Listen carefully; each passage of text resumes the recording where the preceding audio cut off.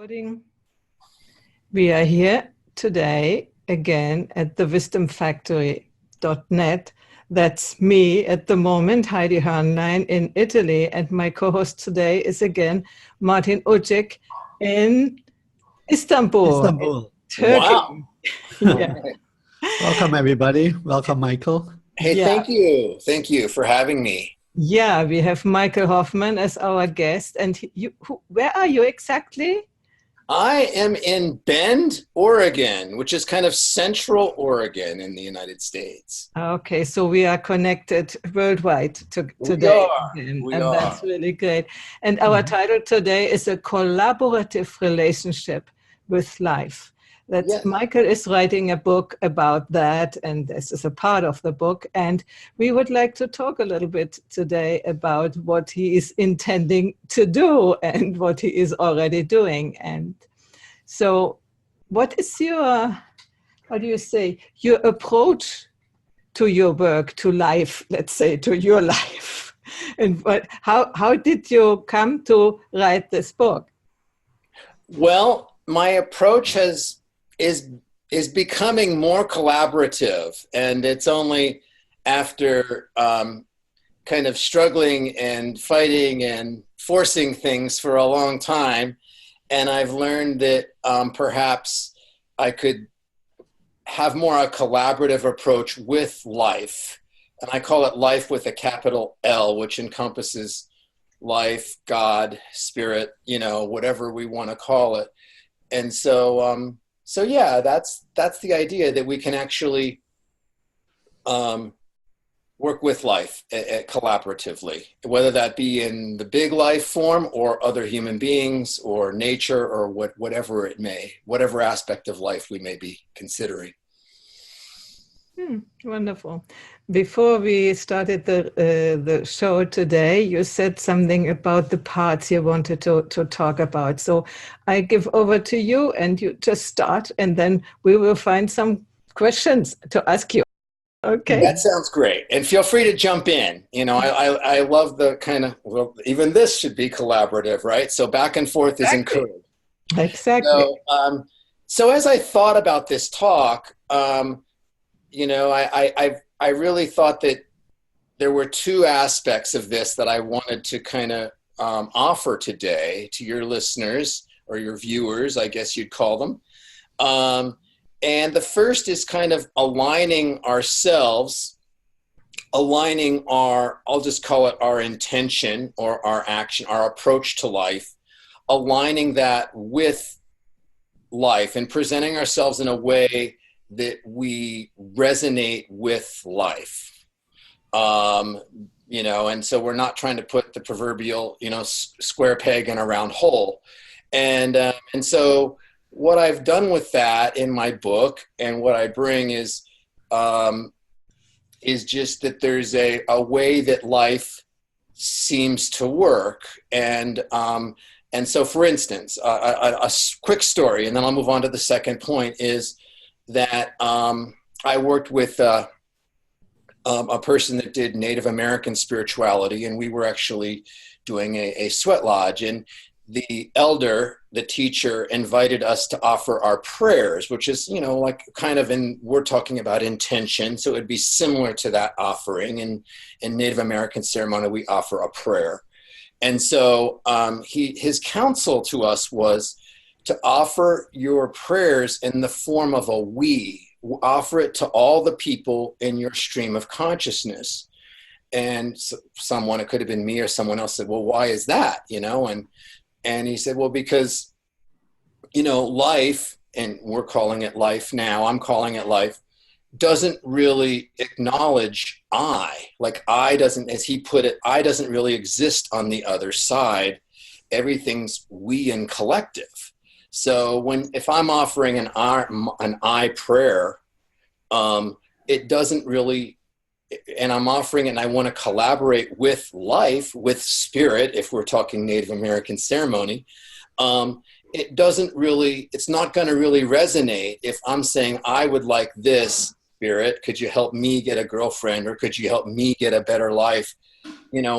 It's like, it's not going to plug in. Whereas if I say, I would like to offer my gift, or I would like a loving relationship so I can offer my love to all of, creation, then that's going to have a place to resonate with life with. And therefore my intention, or my prayer in this case, is going to be more far reaching. It's going to be more powerful, because it actually, and then that opens the door to a collaborative relationship with life.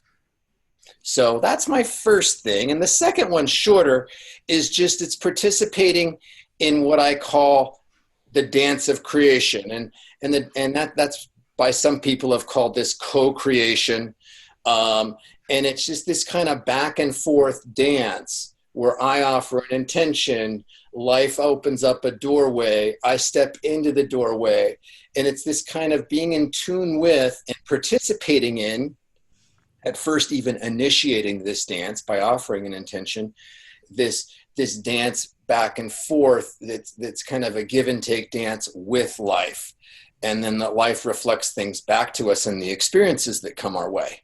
So those are the two aspects that I thought would be good. And they kind of coincide, or they kind of are from chapters 7 and 8 of my book, which is called Natural Way of Being. And I thought that would be a good thing, is first the intention aligning with, and then the collaborative dance. That's wonderful. I was thinking, you said something like not putting something square into a round hole or something like this. And I think we normally do that all the time. We are not really collaborating with life because we have a sort of an idea how it should be, and then normal people. Yes. And then we try to make that happen instead of collaborating with life. And that makes me think, what does it mean, collaborate with life? Listen to what my purpose is. And there comes Martin in, who has written the book, 6 Purpose and Love. What is it? Collaboration with life. Well, listening is a great place to start. As many of these talks, we could always listen better for relationships and everything. Like any other relationship, listening is good. And so it is this give and take where we're clear in our intention, and then we listen, and I always think envision it like we're allowing the energy of life in. Like when I'm in an experience, to kind of, rather than pushing my energy out, like I know the answer, I got this, I want this to happen, forcing, pushing. It's more like allowing I'm in this experience, so I allow the energy of Heidi and Martin in, and then my resources are available. I can talk about chakras or whatever else. I can see clearly, I can have empathy in my heart. But I'm allowing it in, and I'm listening. And then when I'm done listening, then I offer the intention out, and based on what I heard, and then I listen again. And it's this kind of, this allowing energy out, allowing energy in, is kind of how I envision it. You can see my hands are an important prop here. Yeah, and we are doing the same thing. We are listening. Great. Martin, over to you. What would you like to introject at the moment? Introject at the moment. Well, as you were speaking, many things were going through my mind. Of course, I'm fascinated by how and specifically men, I think in general, are often so self-referential, right? So I try to understand what you're saying by comparing it with other things that I know. Absolutely. Instead of being like totally open to maybe understand a little better. For example, when you say energy, right? I always struggle a little bit with that when people say energy. What I'm an electrician by training. Maybe I'm okay from the start, right? So yes. And then what do I mean by that? I then went to authentic relating, right? Or what is it? Authentic communication, I guess it's called. And then I thought about Patricia Albert, the V space, right? Which is Nice. this: what is alive in you? What is alive in me? What is alive between the two of us? But let's start with energy. Yeah. Wait a minute. I find it curious that you say that's a male way of doing, because actually I didn't. I listened to it without having the comparison of that. Do you have how do you say a research on that, or is it an idea that No, men are different in this way? There is a book by Carol Gilligan called "In a Different Voice." Wonderful. Which gave me sleepless nights, and I quote her in Integral Relationships. I mean, literally, when I read this book, and one thing that really stuck with me is at the beginning she writes, women tend, or I say women tend, to understand themselves by understanding others, and men tend to understand others by understanding ourselves. Mm-hmm. Does that make sense? Yes. Women try to understand themselves by understanding others, so they're listening more, and then, I mean, I'm not a woman, tend to take on their perspectives, while when I listen, I notice that I always need to make a reference to my own experiences in order to understand the other person, and then, of course, that limits, in a way, the understanding to my experiences. But yes. you know, in a certain way, I at least do it as you say, but also differently. I try this perspective of the other person on. Mm-hmm. And then afterwards, I find out, is that mine too, or is it not? But it's not in the moment. It's not in the moment going like, you know, that's interesting. That's great. Mm-hmm. Thank you. So we are collaborating together in a different way. Absolutely, as we should. I mean, not even should, but as I would love to happen. Mm-hmm. I really like that you asked me about energy, Martin, because one thing I really do is to try to just get it down to basic talk and really kind of take the cosmic kind of woo-woo out of things and just like really, so I really appreciate your question. And my thought is like when we're in an experience, it's like the words that are happening, the interactions, all the nonverbal, you know, communication that's going on. Mm-hmm. And there is maybe a vibration, you know, of the experience. I mean, does it feel like an open? Do I feel comfortable? Like what's going on intuitively? And so it's really just, allowing all of this in. I called that energy, but it's allowing all of the information and all of the elements of the interaction in. And then it's interesting what Heidi brought out, and it's not trying to, well, what Martin brought up and Heidi responded to was, and to not try to make sense of that intellectually, because then it becomes overwhelming. It's just like, because there's, you know, as we, you know, a simple experience can be very complex with all the different things that are going on and that, but we just kind of just allow all of it in. The essence of it, all the nonverbal, all the verbal, the listening, and then kind of trusting that that my intuition and that something will come to me. It's like if I just let it all in and kind of let go of understanding it, then just seeing kind of something comes to me. Some people call it intuition or whatever, kind of just like, oh. And then that becomes our next intention to offer back. Mm-hmm. So that would be my best. I call it energy just as a sum total of just allowing everything in. When you interact with another human being, particularly, you seem to refer to. Yes. And then yes, I mean, that's a graphic example. And then also if I'm going on a hike in the woods and I'm allowing all of that in, mm-hmm. you know, so whatever experience I'm in, I'm calling that life. And I believe that life interacts with me, we'll use me as the example, through my interactions with other people too. So whatever experience I'm having, whether that be with human beings, whether it be with my cat, or whether it be a walk in the woods, or whether I'm meditating, which is ultimately a listening to self in a way, you know, and listening in them, and just a real deep receptivity. So whatever it is, it's being that more receptive, which has been, Heidi, you know, kind of correlated to the feminine, you know, that just pure receptivity of allowing in.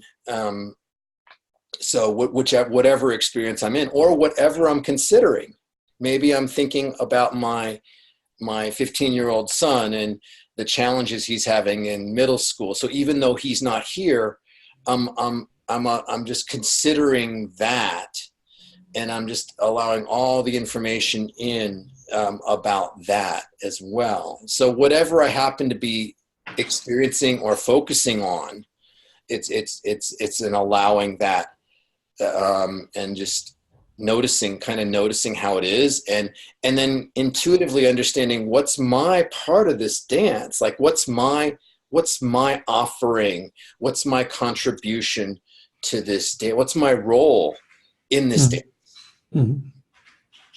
That makes much sense to me. Now the question is, when what is happening in life is not so super pleasant, how are you dealing with that then? You allow it in, and how do you proceed then? I mean, allowing it in, you cannot sit on the cushion the whole day or walking in the woods the whole day. So what are you doing out of this perception of life as it offers it to you? Well, it's a good point, and it's a great point. And so the idea of allowing ourselves to feel things becomes very important, because sometimes, you know, and that maybe is some of our resistance, and maybe why we push out to start with. So when we do start being more receptive, there's a likelihood we are gonna feel things at a deeper level.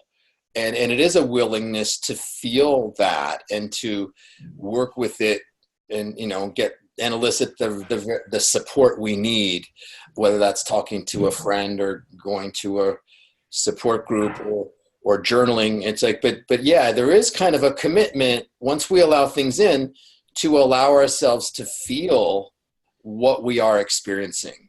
And it can be sad. I've been feeling a lot of sadness lately. Even when I think about some of the challenges in the world, it's like if I really think about that openly and receptively, it's just like it is tragic in some ways. But then by feeling it and by allowing it in, then I allow my resources, and then I get a sense of maybe what I can do. So it's an excellent point, Heidi, is that it's not an easy, you know, as my friend would say, it's not for the faint of heart. You know, it does require being willing to feel and to work with in things that are not pleasant or could be very sad. That makes sense. You say that's a feminine way, and I agree with that. That feminine way is more to be more receptive. Also, we try our best not to be it anymore, and to get the masculine way and go out and out. It's a different topic. But well, and if I could jump in, I mean, and this is really, we're talking about the dance of the masculine and the feminine, because it is the listening of the feminine, I always call it receptivity, is my favorite way to say that. And then when we respond back and offer our intention, that is more of a masculine dynamic. And so when they're done, so then there's this back and forth of masculine, feminine, yin and yang, you know. And then I think the trouble is when I try to bring a masculine dynamic into something that is better served to be feminine, then it's a problem. So if I'm, instead of allowing in and being receptive, if I'm masculinely pushing out then that's not good use of a masculine dynamic. But if I am allowing feminine in, I'm allowing receptivity in a feminine way, and then I'm listening, and then something comes through, and then I offer my intention back, then my masculine dynamic is there too.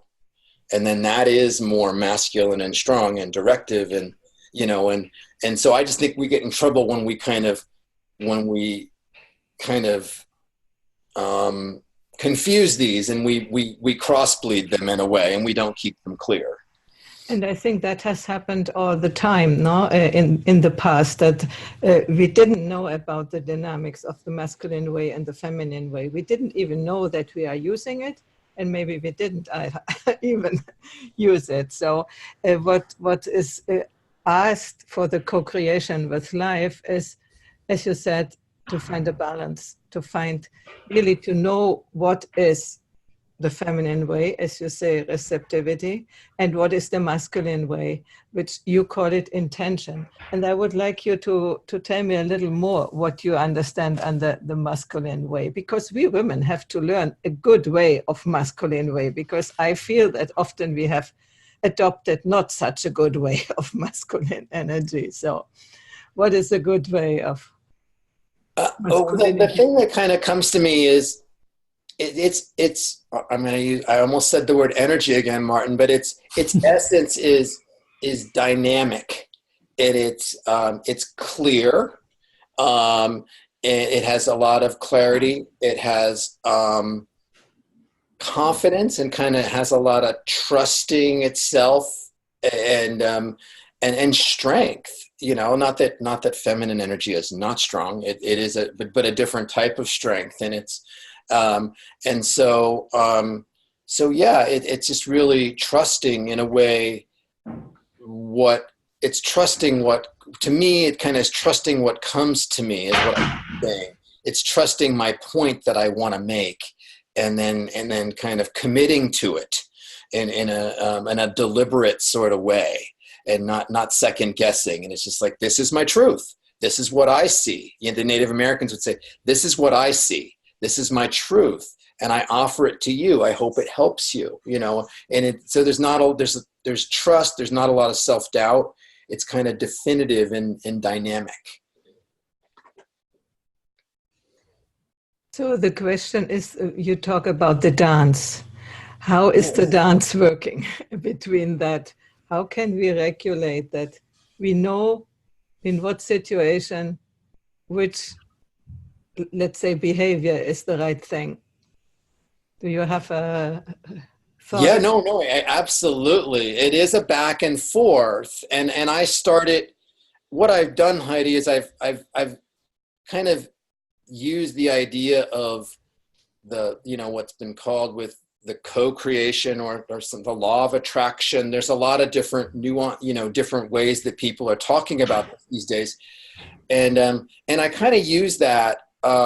To kind of talk about this dance. So if I want something, say I'm on Martin's website and I want a relationship, you know, so then I offer that intention. I would like a loving relationship, you know, and I offer that, you know, in a lot of ways. I could offer that in the form of an intention or a prayer, or energetically, like I can put that out to the universe or to life. And then also my actions are intention too. The things I do, I go to Martin's website, I send someone an email, that's an intention. I send someone a message, that's an intention too. And all of that's saying, life, I want a relationship and I'm ready to take action. You know, so I put that out, and then my truth is that dynamic, I almost said energy again, that intention interacts with life in a way that I don't understand, and I think it can almost seem magical or cosmic. It goes out there and it interacts, and then my truth is that life will then present a doorway to me, an experience or a doorway. Maybe someone returns my email. Okay, that could be a doorway, and I think there's greater forces at work. Not to take anything away from Martin's website, but I think even behind that there's greater sources at work, and then his website can be a vehicle for the door to open. And then when that door opens, then the ball's back in my court again. I've offered the intention. Okay. Life offered the doorway. I, very importantly, recognized the doorway, which is where a lot of times I think things go wrong, is it comes in a form we're not expecting and we don't see it. It's like, why doesn't God answer my prayers? Well, maybe God's answering my prayers, but I'm not seeing the answer.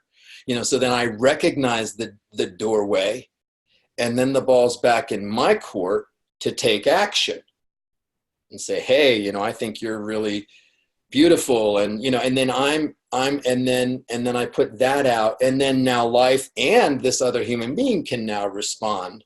So that is, and now I'm listening, feminine receptivity, listening. Before, when I took action, okay, it was intention, dynamic. This is what, yes, I think you're beautiful. And not wishy-washy, I think you're really beautiful, and saying it like I mean it with my heart, and so that's kind of this back and forth dance that I call the dance of creation. And I love the word co-creation as well, because we're creating together. Yeah, thank you. And you talked about Martin's website. I think at that point we need to say what your website is. It's connecting integral singles. Maybe you say 2 words about that. It's integralsingles.com. Yes. Yeah, with the intention to connect singles. Integral singles. Yeah, yes. who feel to be on an integral level of development, because in your book you write how the levels can be recognized, where people are at. And for probably our own experience, we already knew in our life, when we pick a partner more than 2 levels different from ours, that's not a good idea. So. Yeah. Yes, I just experienced that, Martin. It did not work out well. Yeah, I did experience that too before. Not now, but a time ago. So having your book in hand is a good guideline. It is called, a guide for men, you say, but it's quite good also for women. So it's not only for men. Thank you. Okay, let's continue to talk about your book now. What is your intention with the book, and what place does it have in your work? Well, I've worked on it for the past 4 years. It's been quite a thing, and a lot of it the intention of the book started is just like, what is the work I really want to do with people? I'm a therapist, I'm a life coach, and I do workshops and personal growth, retreats, and I really wanted, I want to be clear, and it's like, I don't want to be all things to all people. I want to know what is the thing I really want to focus on. And so that's how this book started. And so it was a process of just looking at all my experiences, all the work I've done with people, all the truths and the experiences I've had. And it kind of boiled it down to this. And I came up with the thing that I wanted to share with people is this natural way of being that I can pick on American culture. It's an easy thing to pick on, and I can just say that, we may be living in a way that's not so natural anymore.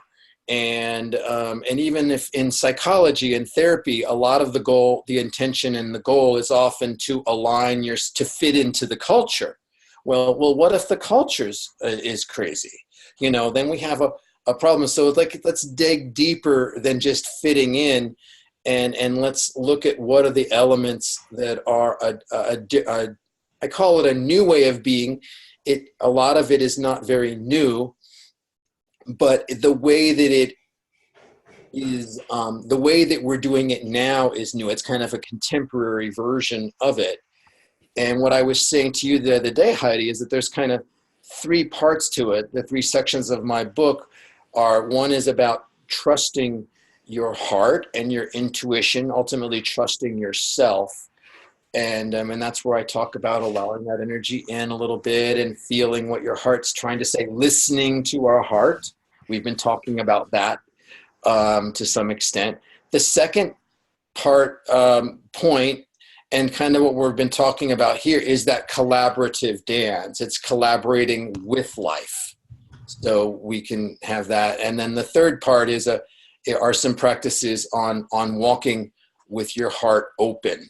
And so it's a more open way, where, again, I'll pick on American culture, is we're not always open. We kind of, and so the idea is that if we're going to be open, like you pointed out, Heidi, is if we're going to allow things in, we're going to have to feel. And if we want to allow things in, we're going to have to be open.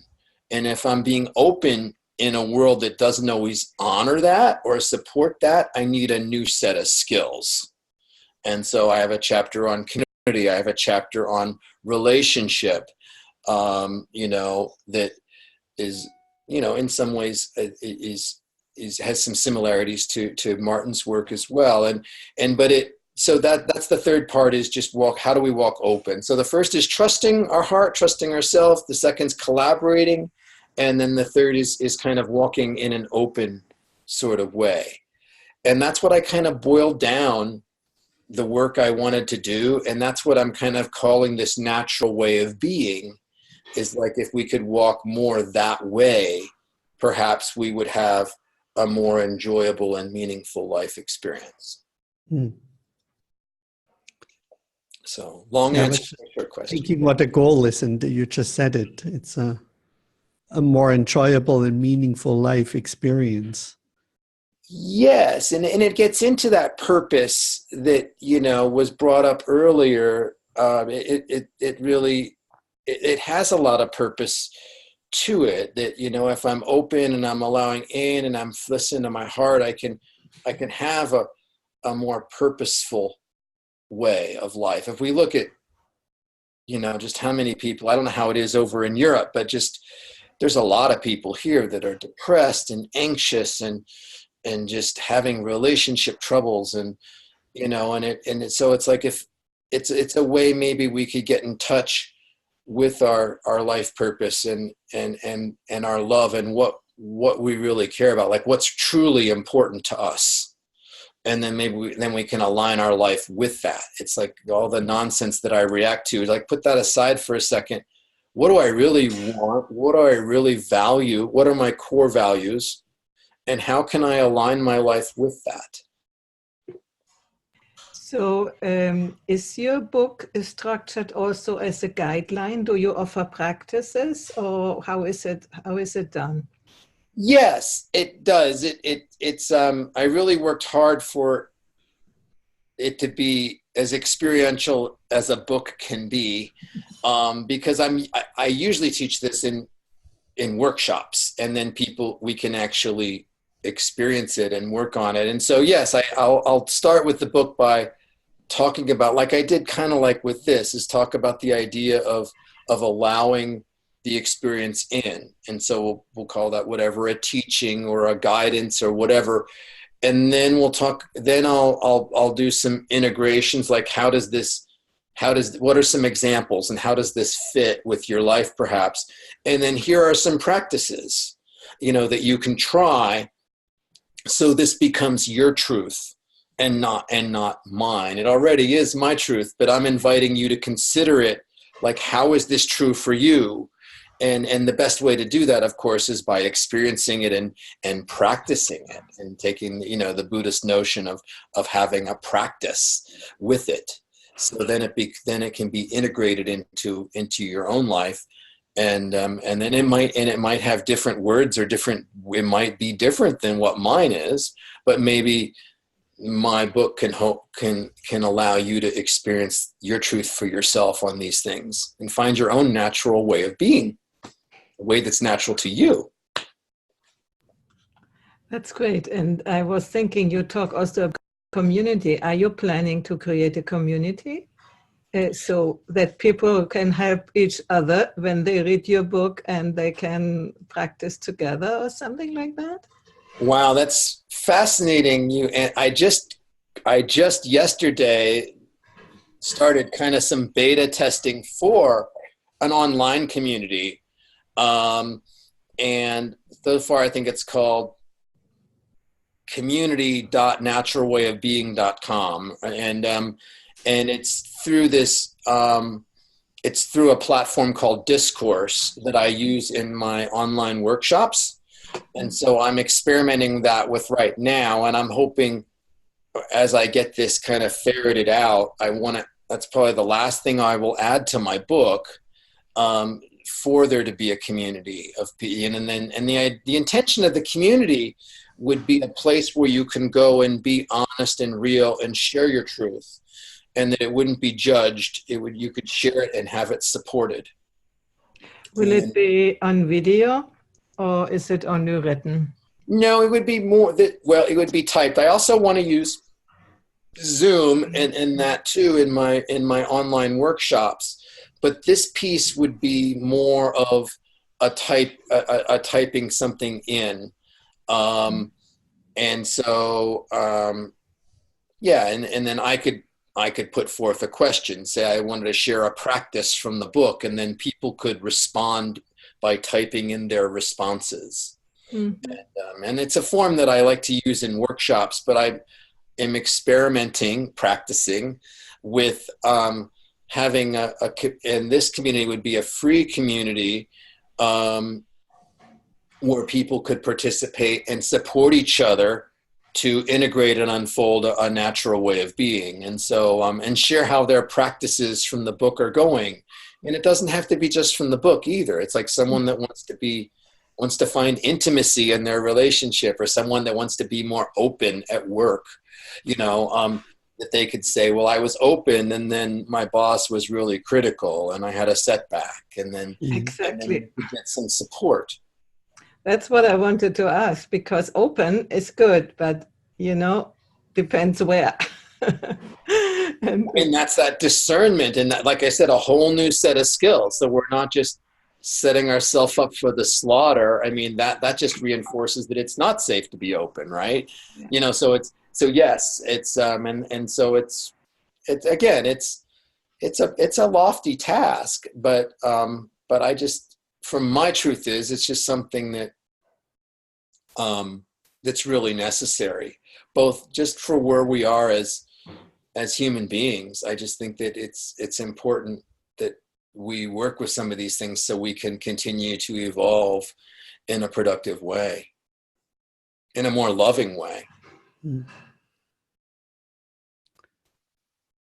So where do you feel your work, or what's unique about your work, if you put it in like theory U, for example, or authentic relating and we-space practices and general spiritual practices of just mindfulness practices? Yes. So that would be one question. That's a great question. Or the power of intention, by Wayne Dyer, for example. And it incorporates a lot of those things. I do believe that there is a chapter on practicing, and I do recommend some type of mindfulness. I prefer meditation, but so that you can kind of experience that openness in yourself first, and then there's further practices like, how do we take that into the world with us? And then how do we, I call it a practice called noticing. So I offer, like, we were just talking about a minute ago, I take my openness into work and my boss criticizes me. And then how can I notice that and learn from it? And so, so there is a practice element to it. I guess that's, but then there's a lot. So what would be the practice if you're, let's say, share some feelings and some vulnerability, and other people like what I notice here in Turkey, for example, is then inevitably almost somebody makes a joke and kind of deflects a vulnerable share from a group participant or from me, because people Yes. feel uncomfortable with that kind of, openness or. Yes. And so what I would suggest is that we understand that, first of all, that discomfort is not about us. It's like my vulnerability or openness caused some type of discomfort in them, and Right. then they were sarcastic or whatever. And so that's really important that so we can kind of stay true, and then we can take kind of an assertive stance with it and just say, this is really important to me. I mean, we can either more actively address it, or we can look at our phone and just say, I got to get going, and kind of more passively just, this isn't a healthy place for me to be right now. My heart's really open. They're threatened by it. So I think we get some choices there. Do we think they are interested in learning an open way, or are they so dug in that maybe I just politely excuse myself and go find somewhere else to share my vulnerability? Mm-hmm. And as Eckhart Tolle said, right, you either accept the situation or you change it or you leave it. Anything else is insanity. Yes, I would agree. I love that. I've heard that. I love that quote. Speaking from a feminine perspective, when you begin to practice that in situations like you say with your boss, I'm quite sure that many women will burst into tears, because vulnerability is, in the feminine way at least, very much connected with tears. So yes, and that you won't, probably for tactical reasons, you don't want to do it in front of a person who doesn't understand or doesn't want to understand. So how can we? Possibly, but I don't think it's. I think if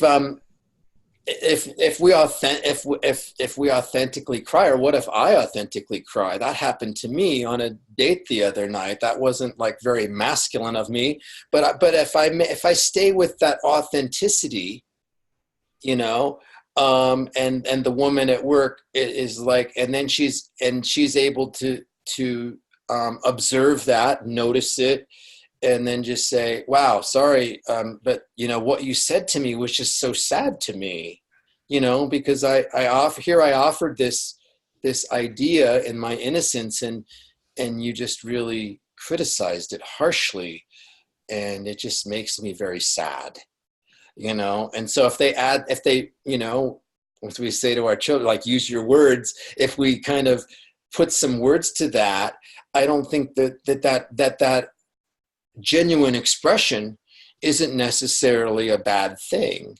Mm-hmm. It's honest, and it's where we're at. I think for relationship, it's even mandatory if we want to find a good relationship. I was talking more about the power hierarchy, and if it's really advisable to be so open to your boss or something like that, and how can you deal with that when you are not yet really self-confident enough to stand a situation where the person doesn't embrace what you are offering. Honor, yes. Honor, yeah. Well, and my long-term answer is that's eventually, as we get stronger and learn new skills, is I would offer that person in power ultimately needs our openness. It's like, what's the old speak truth to power? It's like it ultimately, if we want to there's a real social reform element to this from the inside out. And so once this woman learns some skills, maybe she does a workshop, maybe she's goes to the online community and gets stronger and shares with their friends, and then ultimately I think that the world desperately needs, including the CEO or the program manager desperately needs her openness. And then when he or she kind of becomes, as Martin says, defensive or critical or sarcastic, that she has skills to kind of not take that on and just say, you know, I'm really sorry that here I'm offering this idea and you're being kind of defensive. And I'm just, you know, and to stay with that openness, to get the skills to stay with that openness. And so, yeah, it is revolutionary in the sense that I want to take this vulnerability, you know, Brene Brown's work. I want to take this openness and this vulnerability out into the world in a skilled way. So we're not setting ourselves up for the slaughter, but in a skilled way, and kind of share that with people. Perhaps the people that are least open to it are the people that need it the most. I totally agree with that. Yeah.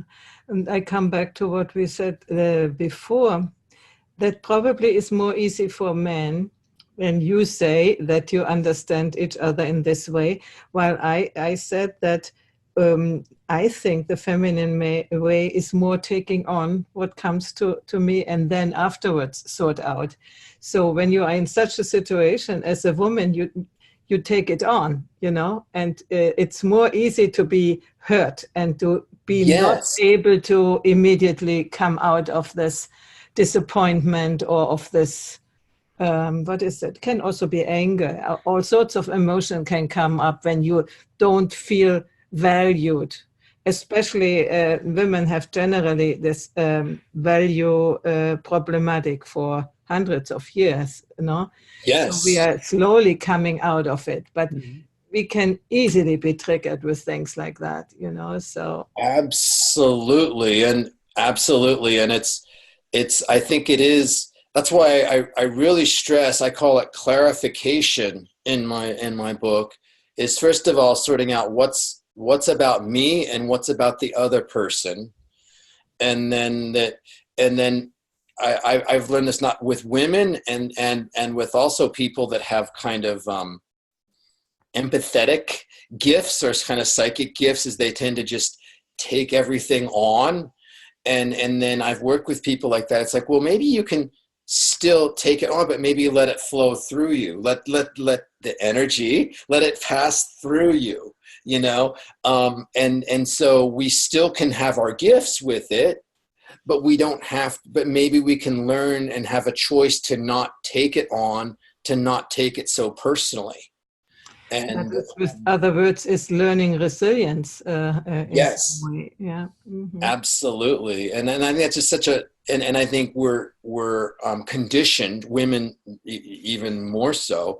I think are conditioned to take things on, as you pointed out, Heidi, and maybe that is looking at that condition, and it's like, I still want my openness. I still want my, as a woman, we want openness, receptivity, beauty.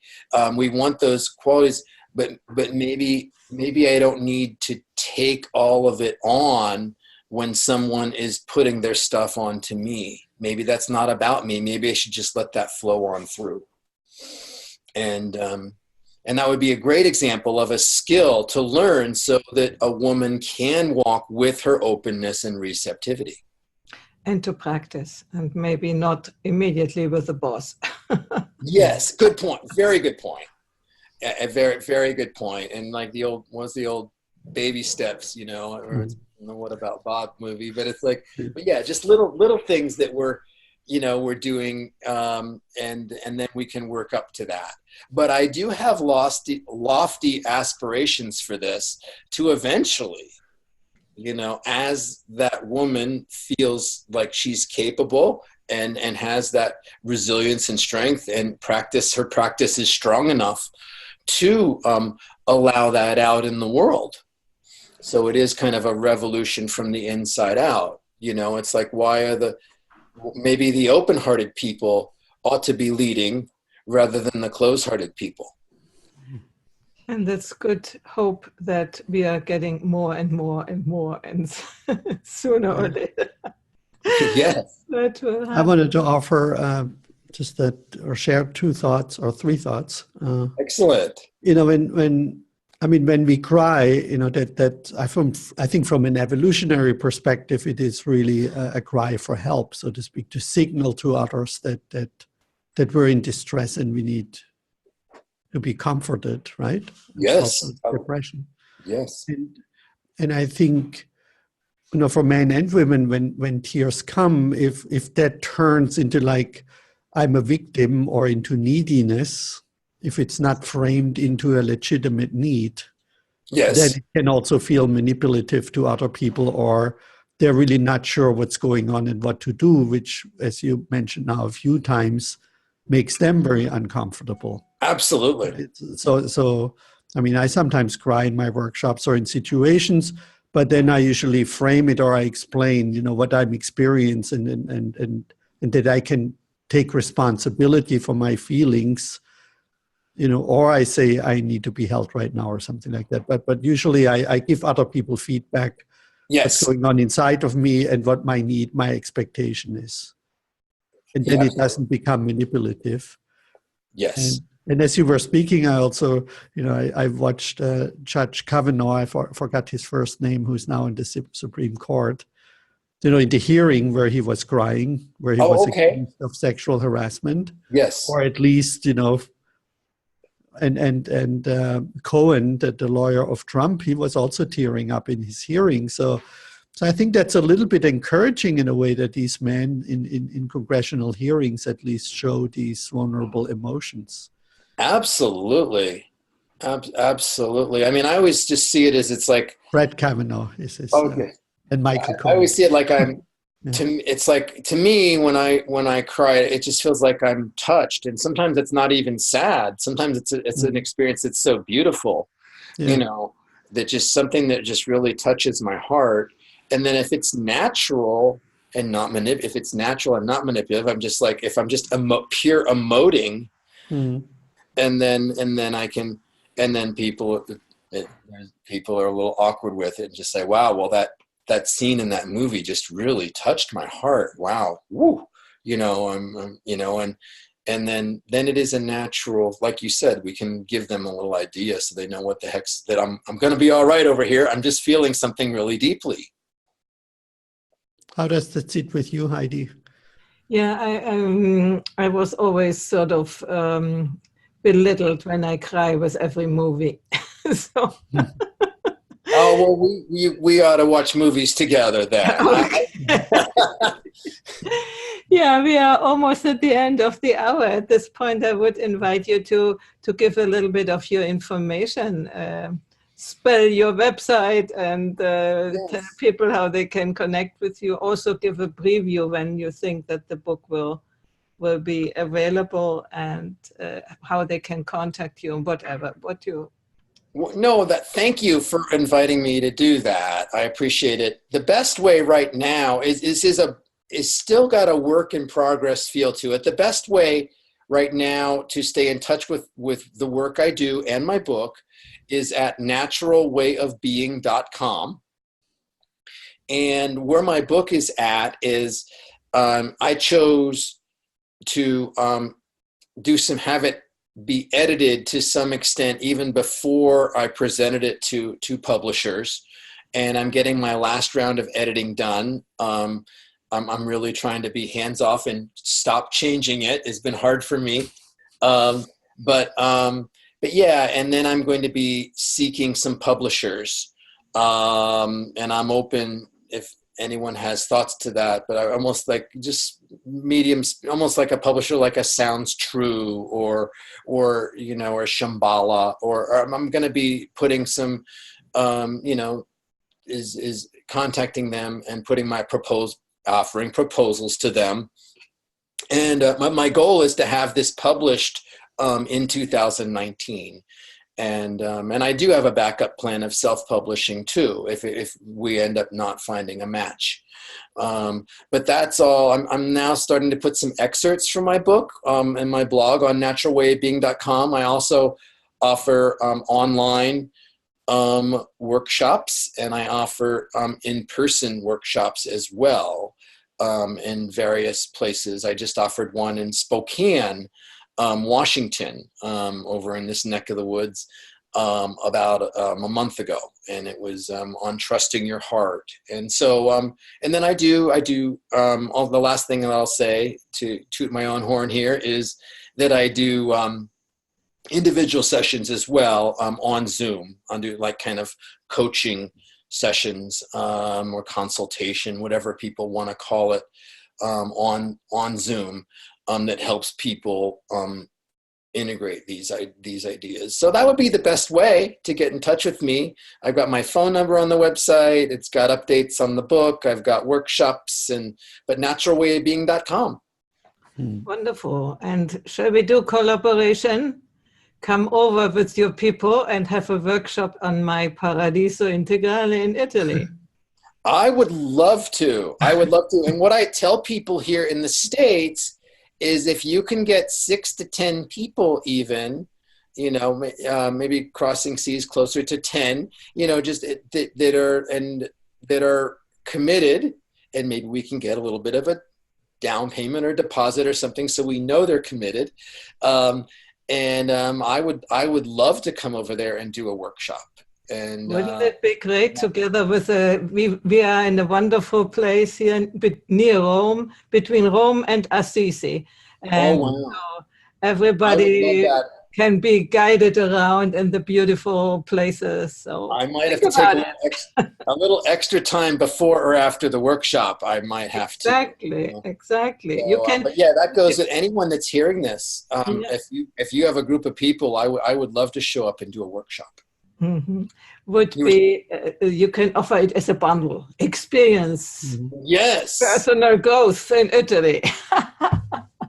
Yes, it's something I've been considering. In Turkey, to go to Turkey, we can go through the whole world. Right. Absolutely. And there's been a couple American teachers that weren't resonating with Americans, but ended up getting a following over in Europe. It wouldn't be the first time that happened. Mm-hmm. Okay, and my dog says she wants to eat, so it's time. Yeah, my stomach says I want to eat too. Okay, good. So I'm aligned with your dog. Good. The energy was flowing from collaboration with all of us. Yes. Wonderful. So thank you very much, and thank you, Michael, for your work. Yeah, thank you for sharing. It's so good to meet both of you. It's like I've been a fan of yours for a while now, Martin, and I'm honored to meet you in this way. And Heidi, thanks for putting this together and for opening this up. I appreciate it. Thank you. Yeah, thank you, Heidi. Bye-bye. All right. Goodbye. Okay, bye-bye.